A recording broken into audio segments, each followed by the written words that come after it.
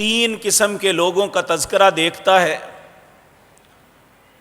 اللہ رب العزت اس کتاب کے متعلق فرماتے ہیں ذالک الکتاب لا ریب فیہ ھدی للمتقین، یہ ایسی کتاب ہے جس میں کوئی شک نہیں، ہدایت یہ اسے دیتی ہے جو اپنے دل میں خوف خدا رکھتا ہے۔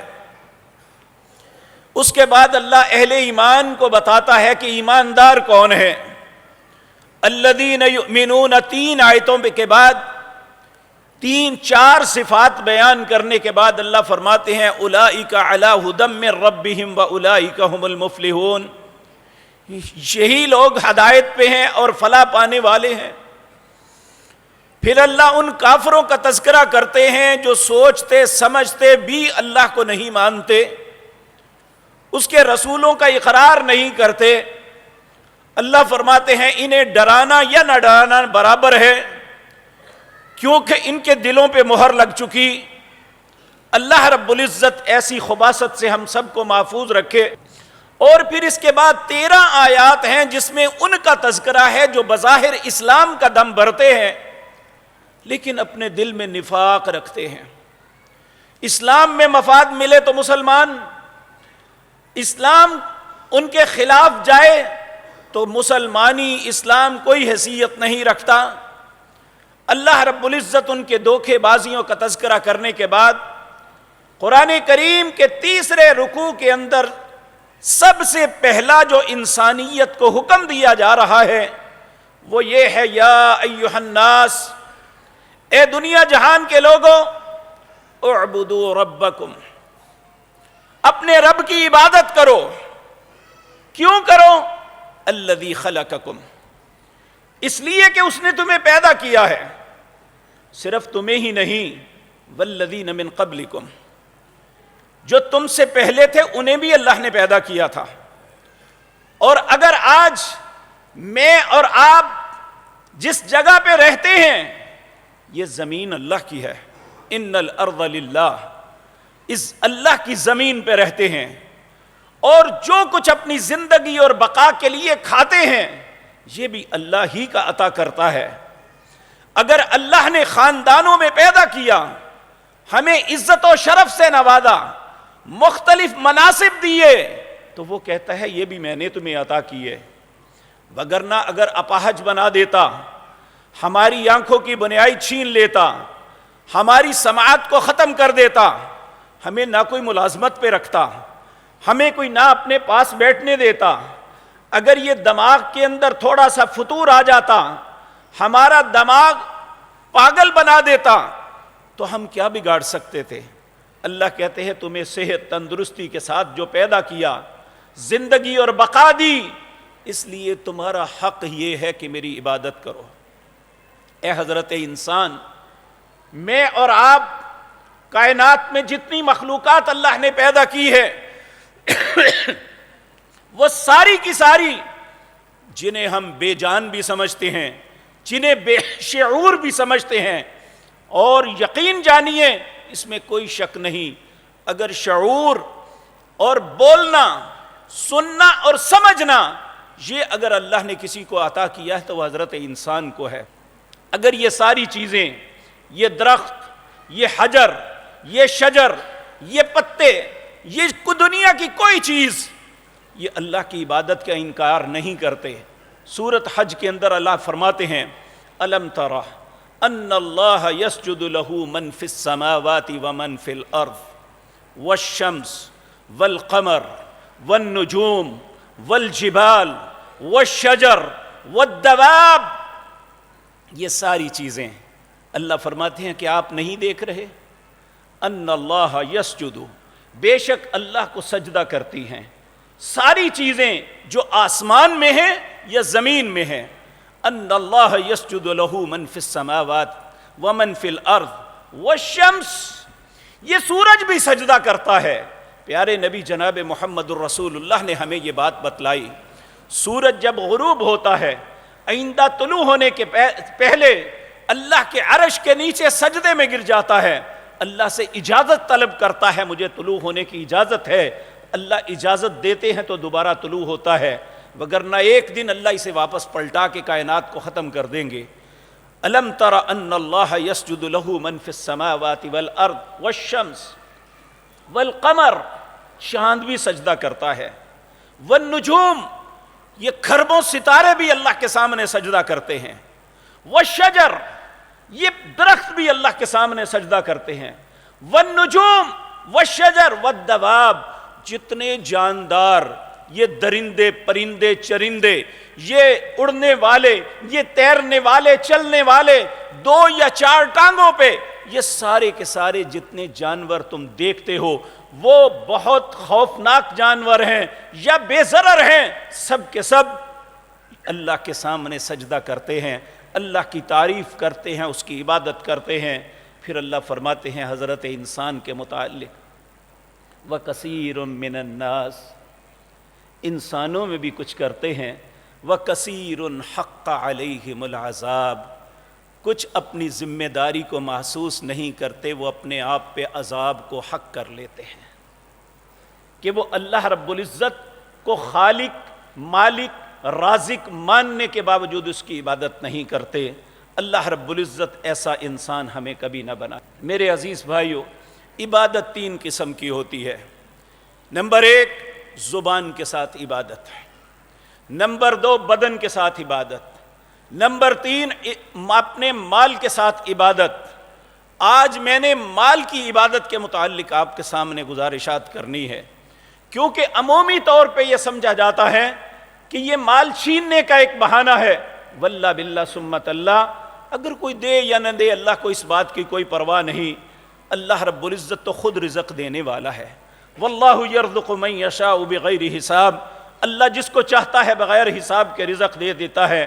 واللہ یبسط الرزق لمن یشاء ویقدر، کمانڈ اینڈ کنٹرول اس کے ہاتھ میں ہے، وہ جس کا چاہتا ہے کم کر دیتا ہے، جس کا چاہتا ہے بڑھا دیتا ہے۔ قرآن کریم میں اللہ رب العزت فرماتے ہیں اگر میں چاہتا تو سب کو دے دیتا، لیکن پھر دنیا کا نظام نہیں چل سکتا تھا۔ اگر میں نے کسی کو دیا ہے اور کسی سے کم کیا ہے تو اس کا سبب یہ ہے کہ ہر انسان کو ایک دوسرے کا محتاج بنایا ہے۔ ایک فیکٹری آنر ہے، اگر اسے مزدور ہی نہ ملے وہ اپنی فیکٹری کیسے چلائے گا؟ اور اسی طرح ایک مزدور کو ایک صنعت کار نہ میسر آئے تو وہ کہاں پہ مزدوری کرے گا؟ ایک کاشتکار کو بندوں کی ضرورت ہے۔ اللہ نے اس کائنات کے نظام کو چلانے کے لیے یہ سارا معاملہ کیا ہے، کسی کو رزق کی فراوانی دی اور کسی کو رزق کم دیا۔ لیکن یہ بات یاد رکھیں، ہمارے لوگ اپنی سیاست کو چمکانے کے لیے یہ بات کہتے ہیں امیر امیر تر اور غریب غریب تر ہمیشہ ہوتا ہے، حالانکہ یہ بہت بڑا جھوٹ ہے۔ اللہ رب العزت فرماتے ہیں تلک الایام نداولها بین الناس، میں لوگوں کے درمیان دنوں کو پھیرتا رہتا ہوں۔ آپ نے بھی اپنی زندگی میں اس بات کا مشاہدہ کیا ہوگا کہ کل بچپن میں جنہیں ہم مزدوری کرتے ہوئے دیکھتے تھے، آج وہ بہت بڑی بڑی ملوں کے، بہت بڑی بڑی فیکٹریوں کے، بہت بڑی بڑی جگیروں کے آنر بنے ہوئے ہیں، اور کل جو بہت بڑی ملوں کے آنر تھے آج وہ چند ٹکوں کی دال کے لیے بھی ترستے ہیں۔ یہ اللہ رب العزت کی تقسیم ہے، جیسے چاہتا ہے ویسے کرتا ہے۔ اللہ فرماتے ہیں یہ کوئی نہ سمجھے کہ جو مال والا ہے میں نے اسے پسند کیا ہے اس لیے مال دیا۔ اللہ فرماتے ہیں جسے مال دیتا ہوں اسے بھی آزماتا ہوں، جس سے مال چھینتا ہوں میں اسے بھی آزماتا ہوں۔ اللہ رب العزت سورۃ فجر کے اندر فرماتے ہیں اللہ اکبر، وَأَمَّا إِذَا مَبْتَلَاهُ رَبُّهُ فَأَكْرَمَهُ وَنَعَّمَهُ فَيَقُولُ رَبِّي أَكْرَمَنِ، میں انسان کو آزماتا ہوں اپنی نعمتیں دے کے، اپنا مال دے کے، اور کون شخص میری بھی عزت کرتا ہے، اس مال کا حق بھی ادا کرتا ہے۔ وَأَمَّا إِذَا مَبْتَلَاهُ فَقَدَرَ عَلَيْهِ رِزْقَهُ، جب کسی سے مال چھینتا ہوں تو یہ کوئی زیادتی نہیں کرتا، پھر یہ کہتا ہے میرے رب نے میری توہین کی۔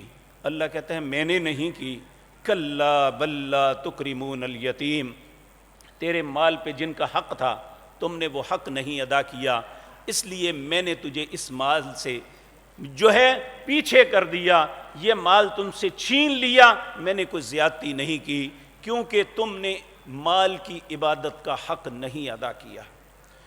میرے عزیز بھائیو، یہ بات یاد رکھے، آدم علیہ السلام سے لے کر جناب محمد الرسول اللہ صلی اللہ علیہ وسلم تک کوئی بھی نبی، کوئی بھی قوم ایسی نہیں گزری جن پہ اللہ نے 3 چیزوں کو فرض نہ کیا ہو۔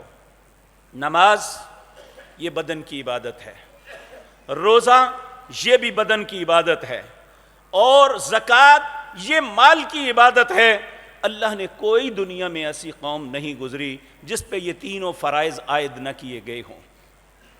اور جب کسی قوم نے ان تینوں باتوں میں اللہ رب العزت کی اطاعت اور فرما برداری کی، اللہ نے ان کے مال کو بھی محفوظ رکھا، ان کی عزت اور شرف کو بھی محفوظ رکھا، اور آخرت میں وہ اللہ رب العزت کے مہمان بنے۔ آج بھی اللہ کا قانون یہی ہے۔ پیارے نبی جناب محمد الرسول اللہ صلی اللہ علیہ وسلم نے ارشاد فرمایا، بنی الاسلام علی 5۔ لوگوں، اسلام 5 چیزوں سے بنتا ہے۔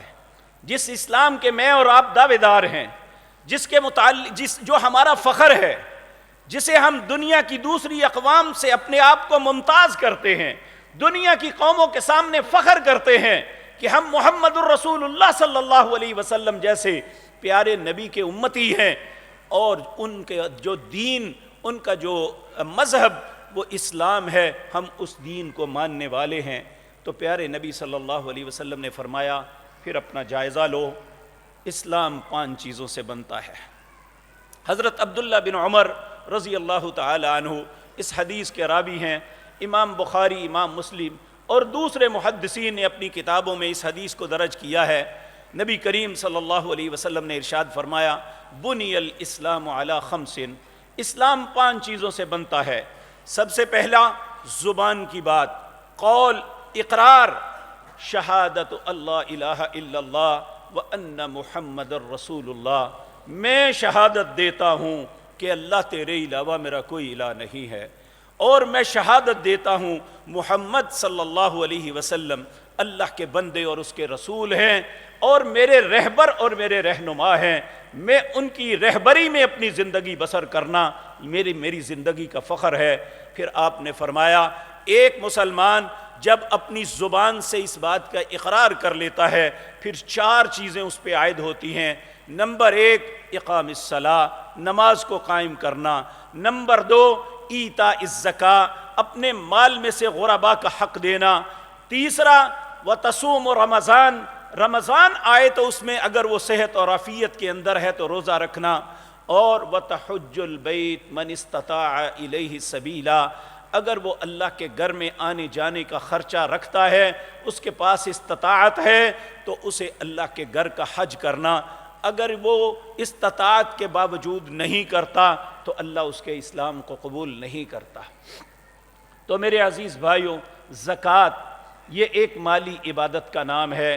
زکوٰۃ کے 2 معنی کیے ہیں۔ ایک معنی ہے زکوٰۃ کا پاک کرنا، اور یہ حقیقتاً جس طرح ہم نماز پڑھتے ہیں، آپ سب جتنے بھائی اللہ کے گھر میں تشریف لائے ہیں، آپ نے وضو کیا، وضو کر کے کوئی نفل پڑھا، اور اس کے بعد آپ فرائض کے لیے بیٹھے تشریف فرما ہیں۔ یہ جو وضو کیا، اللہ نے اس سے آپ کے بے شمار گناہوں کو صاف کر دیا، اور جب آپ نماز پڑھیں گے آپ کی بے شمار خطاؤں کو اللہ معاف فرما دیں گے۔ اسی طرح مال کے اندر بھی بہت سی خطائیں آتی ہیں، اگر انسان اس مال کا حق ادا کر دیتا ہے، اس خطا سے مراد یہ نہیں ہے کہ ہم مال کو حرام طریقے سے کمائیں تو وہ بھی معاف ہو جائے گا، ایسا نہیں ہے، بلکہ اگر ہم نے حلال طریقوں کو اپنایا، اس میں ہم سے خطائیں ہوئیں، تو وہ مال ہماری خطاؤں کے کفارہ بن جاتا ہے جو ہم اللہ کے رستے میں خرچ کر دیتے ہیں۔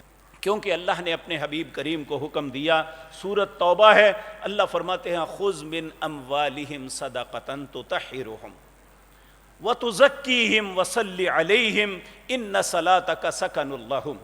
اے میرے پاک پیغمبر، جنہیں میں نے مال سے نوازا ہے، ان سے اللہ کا حق لے لو، ان سے یہ وصول کر لو جو غرباء کا حق ہے۔ خذ من اموالہم صدقۃ تطہرہم، ان سے یہ لے کے انہیں پاک کر دو. جب یہ دے دیں گے اللہ کا حق، ان کا باقی کا مال پاک ہو جائے گا. وَتُزَكِّيهِمْ، ان کو پاک اور صاف کر دو. وَتُصَلِّ عَلَيْهِمْ إِنَّ صَلَاتَكَ سَكَنٌ لَهُمْ، ان کے لیے دعائے خیر کر دیجئے، کیونکہ آپ کی دعا ان کے لیے سکینت کا سبب، اطمینان کا سبب بن جائے گا. تو میرے عزیز بھائیوں، یہ زکوٰۃ کا دوسرا جو شرعی معنی یہ ہے کہ انسان کی بڑھوتری ہوتی ہے، انسان کا مال بڑھتا ہے. دنیا کا اکنامکس کا اصول یہ ہے، آپ کے پاس 100 روپے ہے، اگر آپ اس میں سے 2.5 روپے دے دیں گے، وہ 97.5 بچیں گے، اس میں سے 2.5 روپے کم ہو جائیں گے. لیکن اللہ کہتا ہے یہ دنیا کا اصول ہے، میرا اصول اس کے برعکس ہے. وہ اصول اللہ نے تیسرے پارے سورۃ بقرہ میں فرمایا. اللہ فرماتے ہیں مثل الذین ينفقون اموالهم فی سبیل اللہ، مثال اس بندے کی جو اپنے مال میں سے جو اللہ نے اسے دیا اس میں سے خرچ کرتا ہے.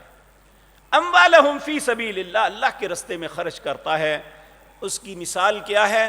کمثل حبہ، جس طرح ایک دانہ ہے، انبتت، اسے کسان بو دیتا ہے، پھر اس سے ایک پودا نکلتا ہے، فی کل سنبلۃ مئۃ حبہ، اور اس میں 7 شاخیں ہوتی ہیں، 7 سٹے لگتے ہیں، ہر سٹے پہ 100 دانہ لگتا ہے.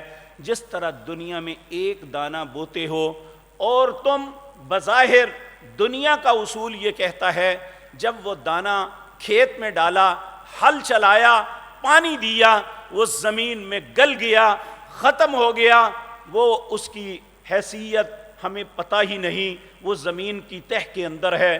اللہ رب العزت فرماتے ہیں ان اللہ فالق الحب والنوا، اللہ وہ ذات پاک ہے جو اس دانے کو پھاڑتی ہے اور زمین کی سختیوں سے وہ بڑا کمزور سا ایک پودا سب کچھ چیر کے باہر نکلتا ہے.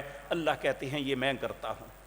ان اللہ فالق الحب والنوا یخرج الحی من المیت، ایک مردہ دانے سے ایک زندہ پودا کھڑا کر دیتا ہوں. پھر اللہ فرماتے ہیں جو تم خرچ کرتے ہو کمثل حبۃ انبتت 7 سنابل فی کل سنبلۃ مئۃ حبہ، جو بھی تم بوتے ہو اللہ اس کے بدلے 700 دانے تمہیں عطا کرتا ہے. اللہ کے رستے میں خرچ کرنا اسی طرح ہے جس طرح زمین میں دانہ بونے والے کی مثال ہے. تو اکنامکس ہمیں یہ کہتی ہے کہ ہمارا مال کم ہو جائے گا، اللہ کہتا ہے نہیں، زکوٰۃ سے تمہارا مال بڑھ جائے گا. یہ حقیقتاً بظاہر تو ہم اپنے مال کا حق ادا کرتے ہیں، لیکن اللہ فرماتے ہیں یہ جو تم نے میرے بندوں میں سے ان کو دیا جو مجبور تھے، بے بس تھے، ان کے پاس مال نہیں تھا، زندگی گزارنے کا توشہ نہیں تھا، تم نے اللہ کا حکم سمجھ کے اسے عطا کر دیا، تو تم نے حقیقتاً اسے نہیں دیا، اپنے رب کو قرضہ دیا ہے. ان تقرضوا اللہ قرضا حسنا، تم نے اللہ کو بہترین قرضہ دیا ہے، اب اللہ تمہیں بڑھا کے واپس لٹائے گا. تو اللہ رب العزت ان چیزوں کو، وہ لوگ، آپ یہ بات یاد رکھیں، کچھ ایسی چیزیں ہیں جو کیلکولیٹ ہو جاتی ہیں، گنی جاتی ہیں، ان پہ ضرب اور تقسیم لگ جاتی ہے، لیکن اللہ کی تقسیم پہ کوئی ضرب نہیں لگ سکتی.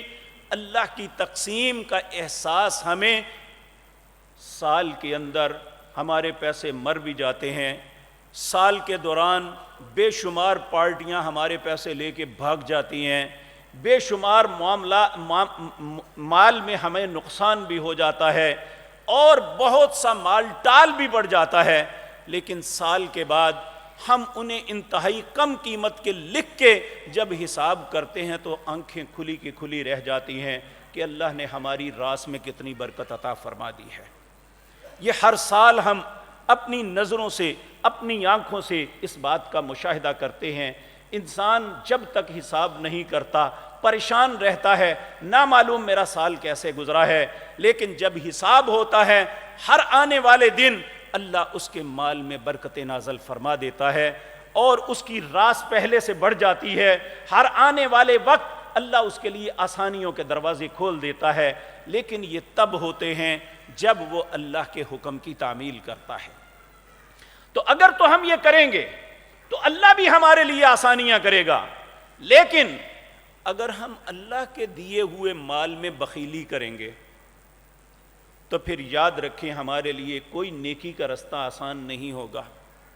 اللہ رب العزت سورۃ واللیل میں فرماتے ہیں وَأَمَّا مَن بَخِلَ وَاسْتَغْنَى وَكَذَّبَ بِالْحُسْنَى فَسَنُيَسِّرُهُ لِلْعُسْرَى، جو شخص بخیلی کرتا ہے، اللہ نے جو اسے دیا ہے وہ اللہ کا حق ہی پورا نہیں کرتا بلکہ بخیل بن جاتا ہے، اسے اپنے پاس سنبھالتا ہے، وَاسْتَغْنَى وَكَذَّبَ بِالْحُسْنَى، ہر اچھی بات کی تصدیق کرنے کے بجائے، اچھی بات کو قبول کرنے کے بجائے ہر اچھی بات کو جھٹلاتا ہے، اللہ فرماتے ہیں فَسَنُيَسِّرُهُ لِلْعُسْرَى، اللہ اس کے لیے برائی کے رستے آسان کر دیتا ہے۔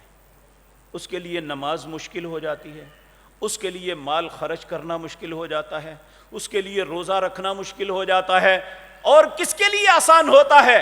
فَأَمَّا مَنْ أَعْطَى وَاتَّقَى وَصَدَّقَ بِالْحُسْنَى فَسَنُيَسِّرُهُ لِلْيُسْرَى، جو شخص عطا کرتا ہے لوگوں کی پاکٹوں پہ نظر نہیں رکھتا بلکہ لوگوں کی خیر کرتا ہے، لوگوں کو دیتا ہے، ایک وہ ہے جن کا ہم پہ حق ہے، یہ ہم ان پہ احسان نہیں کرتے، ہم اپنے اوپر سے وہ حق ادا کر رہے ہیں جو اللہ نے ہم پہ لازم کیا تھا۔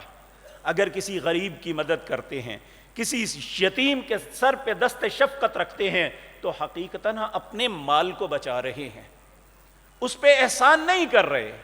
حقیقتاً جو مال ہمارے پاس ہے اس کی انشورنس کروا رہے ہیں، یہ اقساط دے کے جو زکوٰۃ کی صورت میں ہے ہمارا مال انشور ہو جاتا ہے اللہ کی نظر میں، وہ مال نہ کم ہوتا ہے اور نہ ہی وہ مال چھینا جاتا ہے جب انسان اس مال کا حق ادا کر دے۔ کہ کہا فَأَمَّا مَنْ أَعْطَى، جو شخص عطا کرنے والا ہے، وَاتَّقَى، اور اپنے دل میں خوف خدا رکھتا ہے، وَصَدَّقَ بِالْحُسْنَى، ہر اچھی بات کو سچ مان کے اس کے مطابق چلتا ہے، فَسَنُيَسِّرُهُ لِلْيُسْرَى، اللہ اس کے لیے نیکی کے رستوں کو کھول دیتا ہے۔ اگر ہم بھی چاہتے ہیں ہمارے لیے نیکی کے رستے کھلیں تو پھر ہمیں جہاں نماز کو ایک عبادت سمجھ کے ادا کرتے ہیں کہ یہ میرے رب کا ایک حکم ہے، میں اسے ادا کروں گا تو میرا رب مجھ پہ راضی ہوگا، اگر نہیں پڑھوں گا تو میرا رب ناراض ہو جائے گا۔ جس طرح روزہ ایک عبادت سمجھ کے کرتے ہیں کہ اگر میں نے نہ رکھا تو میرا رب مجھ پہ ناراض ہو جائے گا، مجھے یہ بھوک اور پیاس برداشت کرنی ہے اپنی گناہوں کی تلافی کے لیے، اللہ کی رضا کے لیے، اس کو خوش کرنے کے لیے، تو اللہ رب العزت فرماتے ہیں پھر اپنے مال کی عبادت کو بھی عبادت سمجھ کے ادا کرنا کہ یہ میرے رب کا حکم ہے، یہ اس کی ایک عبادت ہے جو میں نے ادا کرنی ہے۔ اس سے دو فائدے ہوں گے، ایک میرا مال انشور ہو جائے گا، دوسرا میرا مال کم نہیں ہوگا، زیادہ ہوگا۔ جب انسان اس بات پہ ایمان رکھ کے یہ سب کچھ کرے گا تو پھر اللہ واقعتاً اس کے ساتھ یہ دونوں معاملے کر دیں گے۔ اب سوال یہ پیدا ہوتا ہے، ہر آدمی تو استطاعت نہیں رکھتا کہ وہ لوگوں کو بانٹتا پھرے، بعض لوگ ہینڈ ٹو ماؤتھ ہوتے ہیں، وہ صبح کمایا رات کو کھا لیا، رات کو کمایا صبح کھا لیا، اللہ ان سے تقاضا بھی نہیں کرتے بلکہ ان کو دینے کا تقاضا کرتے ہیں۔ تقاضا کس سے ہے؟ جو ایک خاص نصاب تک پہنچ جاتا ہے۔ اگر ایک شخص کے اثاثے 7.5 تولے سونا، 85 گرام سونا، اس کے برابر اس کے اثاثے ہیں، اثاثوں میں کیا چیز ہے؟ اس کا کیپٹل، نقد رقم، وہ چاہے اس نے بینک میں رکھی ہوئی ہے یا پاس ہے، بینک میں رکھنے کا مطلب سیونگ میں نہیں ہے، کرنٹ اکاؤنٹ میں حفاظت کے لیے صرف۔ جو شخص اس کا کیپٹل، اس کے پاس جو گھر میں سونا ہے، یہ اس کی مالیت 7.5 تولے سونے کے برابر پہنچ جاتی ہے تو اس پہ زکوٰۃ لازم ہے۔ اب وہ زکوٰۃ دے گا اور یہ مال اس کے پاس سال پورا رہے۔ جو اس سے کم ہے اس کے اوپر زکوٰۃ نہیں ہے، اللہ اسے تقاضا ہی نہیں کرتا، کیونکہ وہ شخص ہینڈ ٹو ماؤتھ ہے، وہ صرف کماتا ہے اور کھاتا ہے، اس کے پاس سیونگ اتنی نہیں ہوتی کہ وہ بانٹ سکے. ہاں اگر وہ اپنی مرضی سے کچھ نہ کچھ دے دیتا ہے تو اللہ کو وہ شخص انتہائی محبوب ہے جو ہاتھ سے محنت کر کے اپنی حق سے نکال کے پھر بھی وہ دوسروں کو دے دیتا ہے. جس طرح کہ سورۃ حشر کے اندر ایک شخص کا تذکرہ ہے, ان کا نام جابر بن عبداللہ تھا. نبی کریم صلی اللہ علیہ وسلم کے پاس ایک مہمان آیا. آپ نے اپنے سارے گھروں میں اطلاع بھیجی کہ ایک مہمان آیا ہے, اسے کھانا کھلانا. کسی گھر سے کچھ بھی نہیں تھا. آپ نے کہا کون ہے جو آج رسول اللہ صلی اللہ علیہ وسلم کے مہمان کو کھانا کھلائے؟ حضرت جابر فوراً گھر گئے, جا کے اپنی زوجہ سے کہنے لگے کہ ہمارے گھر میں کچھ کھانے کے لیے ہے؟ وہ کہنے لگے نہ آپ کے لیے نہ میرے لیے, بچوں کے لیے ہے. آپ نے فرمایا بچوں کو کسی طرح سلا دو, نبی کریم کے مہمان کی مہمان نوازی کریں, اللہ خوش ہو جائے گا. اور عرب میں یہ رواج ہے جب تک میزبان ساتھ نہ کھائے وہ کھانا مہمان نہیں کھاتا. اپنی بیوی سے کہا ممکن ہے مہمان نہ کھائے جب میں نہیں کھاؤں گا, جب تم کھانا رکھو گی تو جو دیا ہے اسے بجھا دینا, میں منہ سے آوازیں نکالتا رہوں گا کہ میں بھی کھا رہا ہوں, اس کا پیٹ بھر جائے گا. یہ رات کا اندھیرا ہے, کوئی دیکھنے والا نہیں. یہ میاں بیوی نے ایک پلاننگ کی, اس کے مطابق گھر میں جو بچوں کے لیے تھوڑا سا تھا وہ بھی کھلا دیا. جب صبح ہوئی فجر کی نماز کے لیے گئے, نبی کریم صلی اللہ علیہ وسلم حضرت جابر کو دیکھ کے بار بار مسکرا رہے تھے. آپ نے فرمایا اللہ کے پاک پیغمبر, اللہ آپ کو ہنستا رکھے, کیا معاملہ ہے؟ آپ نے فرمایا رات کو تم نے کیا کیا؟ اللہ نے آسمان سے قرآن کے اندر تیرے لیے آیتیں نازل کر دی, وَيُؤْثِرُونَ عَلَىٰ أَنفُسِهِمْ وَلَوْ كَانَ بِهِمْ خَصَاصَةٌ. وہ ایسے لوگ ہیں اپنی ضرورت کو بھی, ضرورت خود کو ہے لیکن اپنی ضرورت کو نظر انداز کر کے دوسروں کو ترجیح دیتے ہیں. اللہ ان پہ بڑا راضی ہے. تو اے جابر تیرے لیے اللہ نے یہ آیتیں نازل فرما دی. کتنے وہ خوش نصیب تھے. تو میرے عزیز بھائیوں, اگر کوئی وہ اس نصاب تک نہیں پہنچتا, وہ کچھ خرچ کرے تو اس کی مرضی ہے, لیکن اللہ نے اسے پابند نہیں بنایا. ہاں پابند وہ ہے جس کا کیپٹل, جس کے پاس سونا یہ 7.5 تولے کے برابر ہوگا. آج کے اعتبار سے یہ 15 لاکھ روپے یا 15.25 لاکھ روپے رقم بنتی ہے. اگر اس کے پاس اتنا کیپٹل ہے, یہ اس کی کاروبار کا سرکل اتنا ہے, تو اس پہ زکوٰۃ لازم ہے. وہ 40 میں سے 1 اللہ کا حق دے گا, 39 اس کے پاس رہیں گے. اگر ایک آدمی کاشتکاری کرتا ہے تو اس کی زکوٰۃ کا حکم یہ ہے, اگر اس کی زمین کو پانی آسمانی لگتا ہے, اسے پانی لگانے کے لیے کوئی خرچ, کوئی محنت نہیں کرنی پڑتی, بارانی زمین ہے اور آسمانی پانی سے ہی اس کی فصل پکتی ہے, اس کی اگر 10 من فصل ہوگی تو 10 من سے 1 من وہ غرباء کو عطا کرے گا. اگر وہ پانی کھینچ کے لگاتا ہے کنویں سے یا ٹیوب ویل سے یا کسی بھی طریقے سے, تو وہ 20 من میں 1 من یہ گندم, چنا, دالیں اور ان چیزوں پہ ہوگی. سبزیوں کے اوپر اللہ کے نبی جناب محمد الرسول اللہ نے زکوٰۃ نہیں کہی.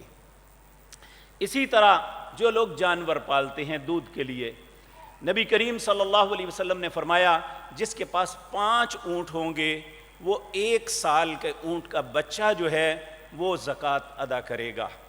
جس کے پاس 30 بھینسیں یا گائیں ہوں گی تو وہ 1 سال کا گائے کا یا بھینس کا بچہ جو ہے وہ بطور زکوٰۃ دے گا. جس کے پاس 40 بکریاں ہوں گی, 39 ہوں گی, اس پہ زکوٰۃ نہیں ہے. 29 بھینسیں یا گائے ہوں گی تو اس پہ زکوٰۃ نہیں. جب 40 ہوں گی تو اس پہ 1 گائے یا 1 بھینس ہے.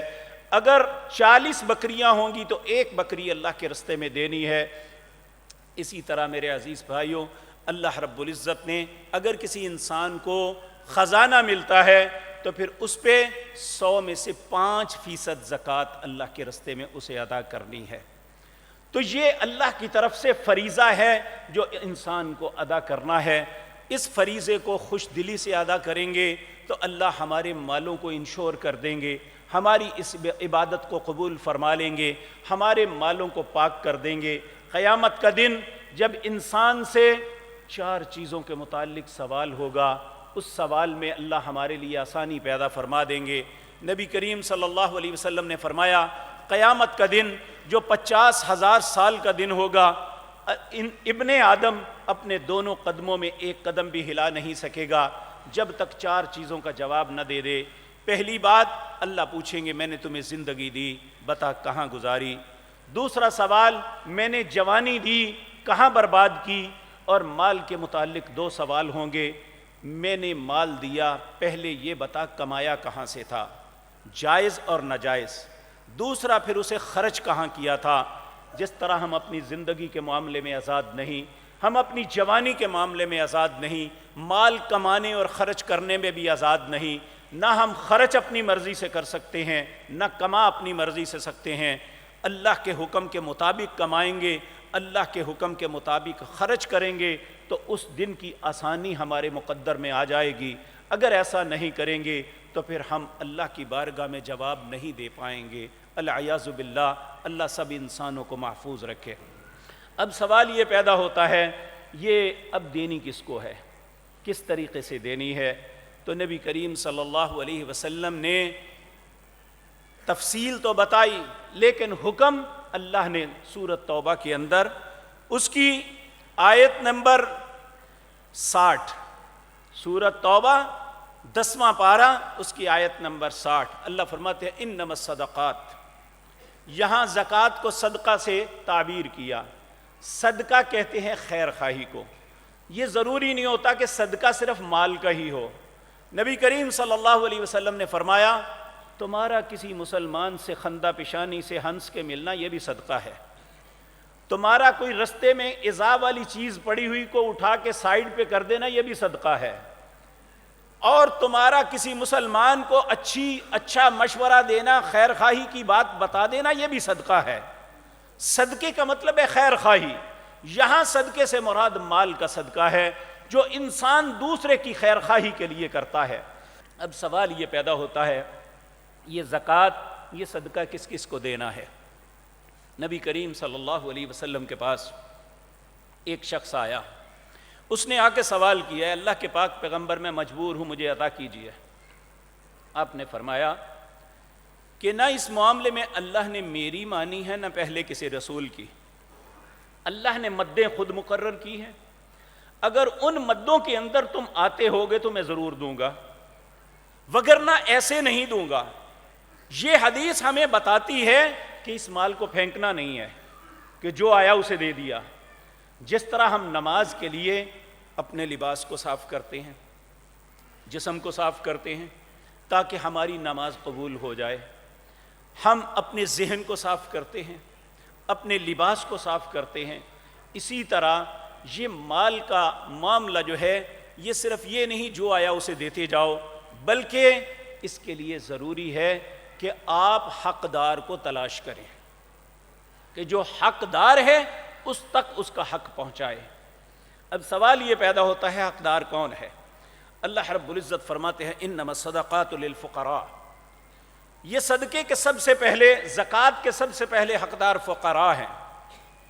پھر نبی صلی اللہ علیہ وسلم نے وضاحت فرمائی کہ فقیر وہ ہے جس کی ڈیفینیشن اللہ نے قرآن میں کی۔ وہ ڈیفینیشن کیا ہے؟ سورۃ بقرہ کے اندر للفقراء، فقیر وہ ہیں احصروا فی سبیل اللہ، جو اللہ کے رستے میں روک لیے گئے، جس طرح آج فلسطین غزہ کے مسلمان ہیں، کشمیر کے مسلمان ہیں، اور دنیا میں ایسی جگہ جہاں کفار نے مسلمانوں کو اس طرح جس طرح قیدی ہوتے ہیں اپنی من مرضی سے روکا ہوا ہے۔ کہا سب سے پہلے فقیر یہ ہیں احصروا فی سبیل اللہ، جو صرف اللہ کی وجہ سے، اس پہ ایمان کی وجہ سے، اس کے رسول کے اقرار کی وجہ سے، قرآن کو کتاب حق ماننے کی وجہ سے ان کو زندگی کی ان پہ اجیرن کر دی جاتی ہے۔ تو نبی کریم اللہ رب العزت نے فرمایا احصروا فی سبیل اللہ، یہ اللہ کے رستے میں روک لیے گئے ہی اصل فقیر ہیں۔ نبی کریم صلی اللہ علیہ وسلم نے فرمایا یہ جو تمہارے گھروں کے باہر آ کے 1 کھجور 2 کھجور 1 روپیہ 2 روپے 10 روپے لے کے راضی ہو جاتے ہیں یہ فقیر نہیں ہے۔ کہا یہ پیشہ ور گداگر ہیں۔ فقیر کون ہے؟ سب سے پہلا احصروا فی سبیل اللہ، دوسرا لا یستطیعون ضربا فی الارض، اپاہج ہے، نبینا ہے، اس کا ہاتھ نہیں ہے، اس کی ٹانگ نہیں ہے، یا اس کا جسم اتنا لاغر کمزور ہو گیا ہے مزدوری کر ہی نہیں سکتا، نظر آ رہا ہے کہ یہ بیچارہ مزدوری نہیں کر سکتا۔ کہا لا یستطیعون ضربا فی الارض، وہ زمین میں مارنے کی طاقت نہیں رکھتا، لا یستطیعون ضربا فی الارض۔ اور تیسرا وہ سفید پوش ہے، لا یستطیعون ضربا یحسبهم الجاہل اغنیاء من التعفف، جو عام آدمی ہے اسے دیکھ کے سمجھتا ہے یہ تو اچھا بھلا ہے، کیونکہ وہ مانگتا نہیں ہے، لوگوں کے سامنے ہاتھ نہیں پھیلاتا، لیکن ہے سفید پوش۔ اور ایسے لوگ ہمارے خاندانوں میں ہوتے ہیں، ہمارے محلوں میں ہوتے ہیں، ہمارے ملازموں میں ہوتے ہیں، ہمیں ان کو دیکھنا چاہیے۔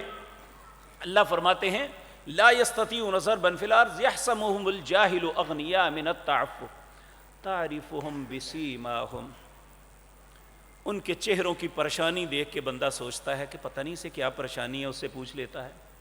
یہ فقیر ہے، مانگتا نہیں لیکن چہرے کی پریشانی ظاہر کرتی ہے کہ یہ کسی مجبوری میں مبتلا ہے۔ تو ایسے پریشان حال چہروں کو پہچانے۔ کہا یحسبهم الجاہل اغنیاء من التعفف، جاہل آدمی سمجھتا ہے یہ تو اچھا بھلا ہے، تعرفهم بسیماہم لا يسألون الناس الحافا، جو واقعتاً ضرورت مند ہے کبھی چمٹ کے نہیں مانگتا۔ یہ اللہ نے کرائٹیریا بتایا کہ جو اصل فقیر ہے وہ کبھی چمٹ کے نہیں مانگتا، جو چمٹ جاتا ہے وہ حقیقی فقیر نہیں ہوتا۔ یہ فقیر کی ڈیفینیشن اللہ نے قرآن کریم میں فرمائی، آپ اپنے گھروں میں اٹھا کے دیکھ لیں، للفقراء الذین احصروا فی سبیل اللہ لا یستطیعون ضربا فی الارض یحسبهم الجاہل اغنیاء من التعفف تعرفهم بسیماہم لا یسألون الناس الحافا۔ یہ 6 نشانیاں اللہ رب العزت نے بتائی، اگر ان میں سے کوئی نشانی دیکھیں تو یہ فقیر ہے، اسے دے دیے۔ دوسرا حقدار ہے مسکین۔ مسکین کی ڈیفینیشن یہ ہے، ہم سمجھتے ہیں شاید مسکین وہ ہوتا ہے جس کی ماں فوت ہو جائے، حالانکہ ایسی بات نہیں ہے۔ مسکین وہ شخص ہوتا ہے جو مزدوری کرتا ہے، لیکن اس کی کوشش، محنت، جد و جہد کے باوجود اس کے پاس اتنی اجرت نہیں اسے ملتی کہ وہ اپنے گھر والوں کی اچھے طریقے سے کفالت کر سکے، اپنے بچوں کی تعلیم و تربیت کا معاملہ کر سکے، اور اپنا کھانا پینا، اپنا لباس اچھا کر سکے۔ اگر خدا نخواستہ گھر میں کوئی بیماری آ جاتی ہے تو وہ اس کا علاج معالجہ کر سکے۔ ایسے شخص کو مسکین کہتے ہیں، جو بظاہر تو نظر آتا ہے کہ یہ فلاں فیکٹری میں ملازم ہے، یا فلاں مستریوں کے ساتھ کام کرتا ہے، یا فلاں جگہ یہ کام کرتا ہے، لیکن حقیقتاً وہ مسکین آدمی ہے، اجرت اسے اتنی نہیں ملتی کہ وہ اپنے گھر والوں کے اچھے طریقے سے کفالت کر سکے۔ میرے عزیز بھائیو، یہ آپ بات جانتے ہیں، تعلیم اس وقت ہماری زندگی کی ضرورت بن گئی ہے۔ کوئی کسی کی بیٹی کا رشتہ نہیں لیتا جب تک اس کی تعلیم کے متعلق نہیں پوچھتا، بیٹے کا رشتہ نہیں کرتا جب تک اس کی ایجوکیشن کے متعلق نہیں۔ یہ بھی ایک مجبوری بن گئی ہے، اس لیے لوگوں، غرباء کے بچوں کی تعلیم و تربیت کے لیے بھی ہمارے لیے ضروری ہے کہ ہم اس کی طرف توجہ دیں۔ اسی طرح میرے عزیز بھائیوں، تیسرا اللہ رب العزت نے فرمایا ایک یتیم ہے۔ یتیم وہ ہے جو نابالغ ہے، جب بالغ ہو جاتا ہے وہ یتیم کی فہرست سے نکل جاتا ہے۔ وہ نابالغی کے اندر اس کا باپ فوت ہو گیا، جو گھر کا کفیل تھا وہ نہ رہا، اور ماں بیچاری کتنی مزدوری کر سکتی ہے، وہ بیچارے معاشرے کے پسے ہوئے لوگ ہوتے ہیں۔ ایسے انسان کے ساتھ مدد کرنا اتنا عظیم اجر ہے۔ نبی کریم صلی اللہ علیہ وسلم نے فرمایا، جس نے اپنے گھر کے اندر ایک یتیم کو رکھا، اس کی پرورش کی، اس پہ خرچ کیا، اس کی تربیت کی، پروان چڑھایا، جب قیامت کا دن ہوگا، نبی کریم نے اس طرح 2 انگلوں کا کہا، جس طرح یہ انگلی اس کے ساتھ ہے، اس طرح وہ بندہ جس نے یتیم کے ساتھ ایسا کیا وہ جنت میں میرے ساتھ ہوگا۔ تو اسی طرح میرے عزیز بھائیوں، یتیم کے ساتھ شفقت کرنا، اس کا اتنا بڑا اجر ہے۔ جس نے کسی کو دیکھا اس کا باپ فوت ہو گیا، یہ قسم پرسی میں بیچارہ پھر رہا ہے، وہ بیٹی ہے یا بیٹا، اس نے پیار اور شفقت سے اس کے سر پہ ہاتھ ہی رکھ دیا۔ نبی کریم نے فرمایا اس کے سر کے نیچے جتنے ہاتھ بال آئیں گے اللہ اتنے گناہ اس کے معاف کر دیں گے۔ اس لیے میرے بھائیوں، اللہ نے جن کے ماں باپ کو زندہ رکھا ہے اللہ سلامت رکھے، اللہ رب العزت ان کی اولادوں پہ ہمیشہ ان کا سایہ قائم و دائم رکھے، لیکن جن کا سایہ اٹھ جاتا ہے ہم پہ یہ ذمہ داری ہو جاتی ہے ہم ان کی کفالت کریں۔ لیکن بدقسمتی یہ ہے کہ ہمارے معاشرے میں ایسے بدقسمت چچا، پھپھیاں، تائے، خالہ ایسے ہیں جو ان یتیموں کا حق بھی مار کے کھا جاتے ہیں۔ اللہ رب العزت یتیم کے مال کو کھانے پہ اتنا ناراض ہوتا ہے، اللہ فرماتے ہیں ان الذین یاکلون اموال الیتامی ظلما انما یاکلون فی بطونہم نارا۔ جس نے یتیموں کا حق کھایا اس نے اپنے پیٹ کے اندر جہنم کی آگ بھری ہے، اس نے ان کا مال نہیں کھایا۔ تو اس لیے میرے عزیز بھائیوں، ایک ہیں والعاملین، اسلامی حکومت کو چلانے کے لیے جتنے کارندے کام کرتے ہیں اس کے تحت ان کو مال زکوٰۃ میں سے تنخواہ ادا کی جا سکتی ہے۔ ہمارے ایک پریزیڈنٹ تھے، اللہ ان پہ رحم فرمائے، ضیاء الحق، انہوں نے کوشش کی تھی نظام زکوٰۃ قائم کریں، لیکن ہمارے فوج میں ہی وہ بہت سے افسروں نے یہ بات کہی کہ ہم زکوٰۃ کے مال سے تنخواہیں لیں گے، ہم سود کے مال تو کھا لیتے ہیں لیکن جو اللہ نے ہمارا حق رکھا ہے اس کو لینے کے لیے تیار نہیں ہے۔ یہ زکوٰۃ ایسی چیز نہیں ہے کہ جن کا حق اللہ نے بنایا ہے ان کے لیے یہ کوئی وبال ہے یا ان کے لیے یہ برائی ہے۔ جن کا حق ہے وہ اپنے حق کو لیں تو ان پہ کوئی کوتاہی و گناہ نہیں ہے۔ اللہ ہمیں ہدایت نصیب فرمائے۔ اور ایک زکوٰۃ کے حقدار ہیں مؤلفۃ القلوب، وہ لوگ جو مسلمان ہوتے ہیں لیکن استقامت نہیں ہوتی، ہم ان کو ان کی تالیف قلب کے لیے انہیں زکوٰۃ میں سے دے سکتے ہیں تاکہ وہ اسلام کے اوپر پختہ ہو جائیں۔ انہیں کوئی کاروبار کر کے چھوٹی موٹی دکان، مزدوری کروا دیں، کوئی چھوٹا موٹا کام شروع کروا دیں جس کے ساتھ ان کی زندگی گزرے اور وہ اسلام پہ استقامت۔ ہاں، جو شخص کافر ہے اور اپنے مذہب پہ سٹک ہے اسے زکوٰۃ نہیں دی جا سکتی، اسے صدقہ نہیں دیا جا سکتا۔ اسی طرح وفی الرقاب، اللہ اکبر، گردن چھڑانا۔ گردن چھڑانے سے مراد ایک شخص ناجائز، آج کی مجلس میں، اس زمانے میں غلام لونڈیوں کے کنسپٹ تھے، اب یہ ختم ہو گئے دنیا میں۔ اب گردن کو آزاد کروانا یہ ہے ہمیں علم ہو جائے ایک شخص ناجائز جو ہے مختلف مقدمات میں گرا ہوا ہے، اس کی ضمانت یا اسے بری کروانے کے لیے ہم اس پہ کچھ پیسہ انویسٹ کر دیں تو اس کی جان چھوٹ سکتی ہے۔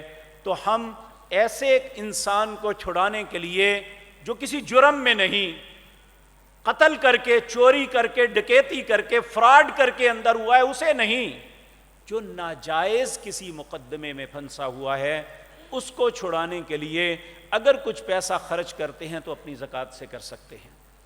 والغارمین، کسی کو چٹی پڑ گئی، کسی مجلس میں آپ بیٹھے ہوئے ہیں، آپ نے کسی کی ضمانت دے دی، بھئی یہ اگر آپ کو پیسے نہیں دے گا تو میں دے دوں گا۔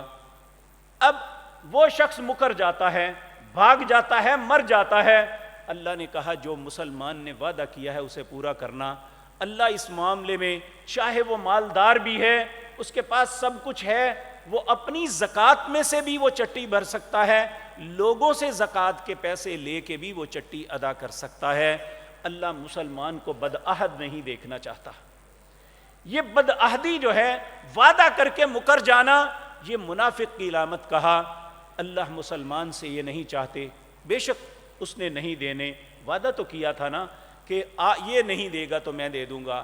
اسی طرح والغارمین، مقروض آدمی، اس نے بینک سے لون لے کے قرضہ نہیں لیا ہوا، ایسے مقروض کو زکوٰۃ نہیں دی جا سکتی۔ ہاں، ایک شخص کرائسس میں آ جاتا ہے، دکان پہ آگ لگ گئی، نقصان ہو گیا، جو چیز بنائی تھی وہ مارکیٹ میں قبول نہیں ہوئی، فیل ہو گئی اور اسے بہت زیادہ نقصان ہو گیا، ایسے شخص کو جو قرض کے اندر دب جاتا ہے، اس کے قرض ادا کرنا جو ہے یہ بھی زکوٰۃ کے مال سے ادا کیا جا سکتا ہے۔ اسی طرح وفی سبیل اللہ، یہ بڑا وسیع لفظ ہے، اللہ کے راستے میں، یہ جہاد فی سبیل اللہ پہ بھی بولا جاتا ہے، اور اللہ کے کلمے کو بلند کرنے کے لیے کچھ بھی، دین کی تعلیم و تعلم کے لیے، دین کے اداروں کو قائم کرنے کے لیے۔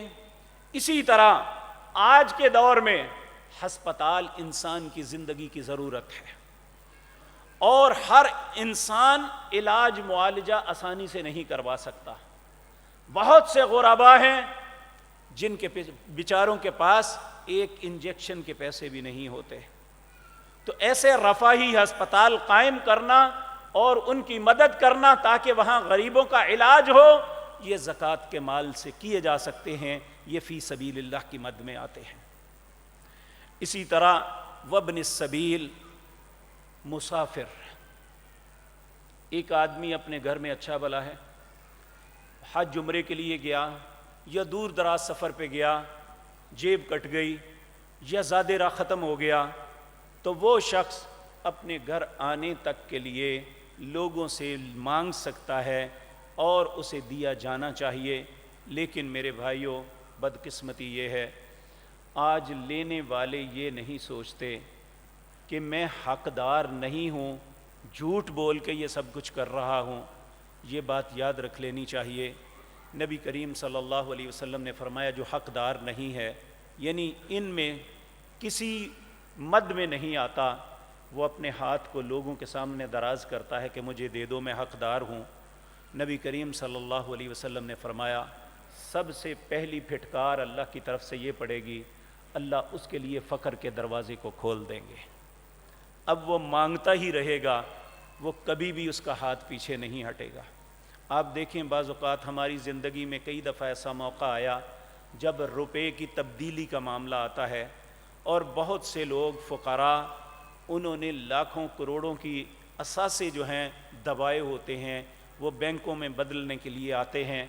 دیکھیں اللہ کی شان، ساری زندگی مانگتے ہوئے گزار دیتے ہیں، نہ ان کا پیٹ بھرتا ہے، نہ ان کا من اسودہ ہوتا ہے، نہ انہیں پہننا نصیب ہوتا ہے، نہ کھانا نصیب ہوتا ہے۔ اسی طرح ان کے پیسے گل سڑ کے ختم ہو جاتے ہیں، یا ان کی اولادیں ان پہ جوئے پہ ہار جاتی ہیں، لیکن وہ اپنے سر پہ سارا گناہ لاد کے اللہ کے حضور پیش ہوں گے۔ نبی کریم صلی اللہ علیہ وسلم نے فرمایا جس شخص کا حق نہیں تھا، اس نے بلا جواز مانگا، لوگوں نے اسے حقدار سمجھ کے دے دیا، جب قیامت کے دن اللہ کے روبرو ساری مخلوق پیش ہوگی تو اس انسان کے چہرے پہ یہ جلد اور ماس نہیں ہوگا، جس طرح ایک مردار کی کھوپڑی جس کے اوپر کوئی سکن نہیں ہوتی، کوئی گوشت کا ٹکڑا نہیں ہوتا، اس طرح اس کا چہرہ مسخ کر کے کائنات کے سامنے پیش کیا جائے گا۔ میرے بھائیوں، اللہ رب العزت نے ہمیشہ خودداری سکھائی۔ پیارے نبی جناب محمد الرسول اللہ کے ایک صحابی تھے، حضرت حکیم بن حزام، جہاں دینے والوں کو ترغیب دی دینے کی، وہاں مانگنے والے کو بھی کنٹرول کرنے کا حکم دیا۔ حضرت حکیم بن حزام یہ مکہ مکرمہ کے اندر ایک لینڈ لاٹ آدمی تھے، کاروباری تاجر انسان تھے، گھر میں آسودگی تھی، لیکن جب ہجرت کی انہوں نے سب کچھ چھین لیا، خالی ہاتھ ہجرت کر کے مدینہ منورہ پہنچے۔ جب مدینہ منورہ آئے، کئی دن گزر گئے، نہ پاس راس تھی نہ گھر تھا، مہاجر ہو کے آئے تھے، ایک نئی جگہ تھی، بھوک اور پیاس سے تنگ آ کے نبی کریم صلی اللہ علیہ وسلم کی خدمت میں حاضر ہوئے۔ آ کے عرض کی اللہ کے رسول، گھر میں فاقے ہیں، آپ کچھ عطا کیجئے۔ نبی کریم صلی اللہ علیہ وسلم کو دیکھ کے بہت دکھ ہوا۔ آپ اٹھے، اٹھتے ہوئے آپ نے آہستہ سے کہا، حکیم اگر نہ مانگتا تو اچھا تھا۔ حضرت حکیم بن حزام نے یہ بات سن لی۔ نبی کریم گھر میں تشریف لے گئے، کچھ لے کے آؤں ان کو دوں۔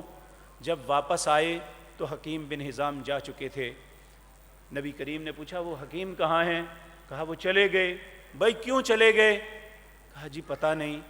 آپ جب اندر تشریف لے گئے، حکیم بن حزام بھی چلے گئے۔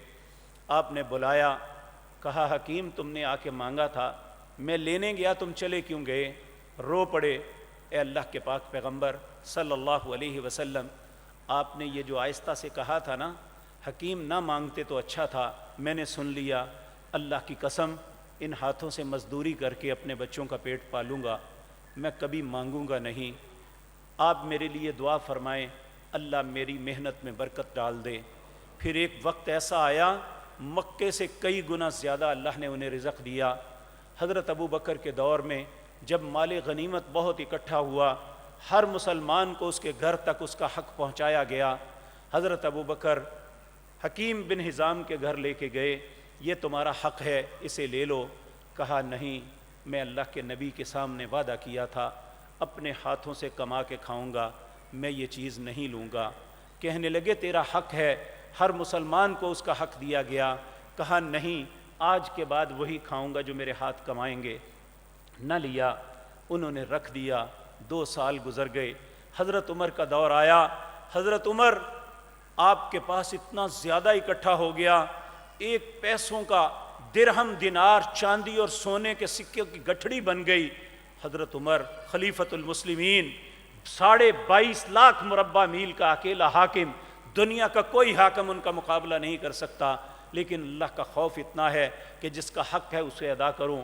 نہیں لینے آ رہے۔ جب دوسرا تیسرا سال آ گیا، سر پہ وہ گٹھڑی اٹھائی، اپنے سر پہ، وقت کا حاکم سر پہ گٹھڑی اٹھائی۔ حکیم بن حزام کا دروازہ کھٹکھٹایا، انہوں نے دروازے سے دیکھا عمر سر پہ گٹھڑی اٹھائے کھڑے ہیں۔ کہنے لگے امیر المومنین، اللہ کی قسم رسول اللہ سے وعدہ کیا تھا میں نہیں لوں گا، اپنے ہاتھوں سے کما کے ہی سب کچھ کروں گا۔ تو اللہ رب العزت نے دنیا کے اندر 1400 سال کے اندر حکیم بن حزام کو ایک مثال بنا کے دے دیا کہ جب انہوں نے اپنے رب پہ توکل کیا تو اللہ رب العزت نے انہیں ہر چیز سے نواز دیا۔ آج میرے اور آپ کے لیے بھی یہ بہت بڑا سبق ہے کہ ٹھیک ہے اگر اللہ نے کسی یتیم کا، کسی مسکین کا، کسی فقیر کا، کسی عامل کا، کسی کا حق رکھا ہے، اسے ملنا چاہیے، اسے لینا چاہیے۔ لیکن اگر کوئی انسان خودداری اختیار کرتا ہے، ان چیزوں پہ نظر نہیں رکھتا، اپنے رب پہ بھروسہ کرتا ہے، تو اللہ اپنی ذات پہ بھروسہ کرنے والوں کا بھروسہ کبھی نہیں توڑتا۔ اللہ فرماتے ہیں وَمَن يَتَوَكَّلْ عَلَى اللَّهِ فَهُوَ حَسْبُهُ، جو بھی اللہ پہ بھروسہ کرے گا اللہ اس کے لیے کافی ہو جاتا ہے۔ ہم اپنی زندگی کے معاملات میں کبھی بھی جب ہمارے سارے رستے بند ہو جائیں تو صرف اللہ پہ بھروسہ کر لیں، یقین جانیے سارے بند دروازوں کے دریچوں کو اللہ کھول کے ہم تک وہ سب کچھ پہنچا دے گا جو اللہ نے آپ کے دل میں تمنا رکھی ہوئی ہے۔ تو میرے عزیز بھائیوں، آج کی مجلس میں میرے اور آپ کے لیے سبق ہے کہ اللہ رب العزت نے آپ میں سے بے شمار ایسے لوگ ہیں جنہیں صاحب نصاب بنایا۔ اللہ رب العزت ان کو توفیق عطا فرمائے، جس طرح وہ نماز ایک عبادت سمجھ کے کرتے ہیں، جس طرح وہ روزہ ایک عبادت سمجھ کے، حج اور عمرہ ایک عبادت سمجھ کے کرتے ہیں، اس کو بھی ایک عبادت سمجھ کے ادا کریں اور اس کے حقیقی حقداروں تک وہ حق پہنچائیں۔ اللہ رب العزت آپ کے مالوں میں، آپ کی عزتوں میں برکت عطا فرمائے۔ اللہ آپ پہ، ہاں ایک بات میں عرض کر دوں، انسان جب ترقی کی جانب جاتا ہے تو یہ اس کے لیے بڑی خیر کا سبب ہوتا ہے، لیکن جب کوئی انسان تنزلی کی طرف آتا ہے تو یہ کسی بھی انسان کے لیے بہت ہی دشوار وقت ہوتا ہے۔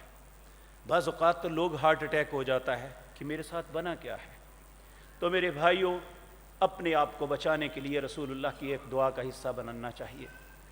کل میں ایک نوجوان گھر سے اپنے کاروبار کے لیے گیا تو ایک ایکسیڈنٹ کے اندر گھر میں اس کی لاش بیچارے کی آئی، چہرہ نہیں پہچانا جاتا تھا، اس کا جنازہ پڑا تو ذہن میں خیال آیا کہ انسان، اس کی حیثیت کیا ہے، کسی بھی وقت یہ ختم ہو سکتا ہے، اس کی نہ جوانی نہ بڑھاپا نہ بچپن کچھ نہیں، جب اللہ کا حکم آ جانا ہے ہم نے ختم ہو جانا ہے۔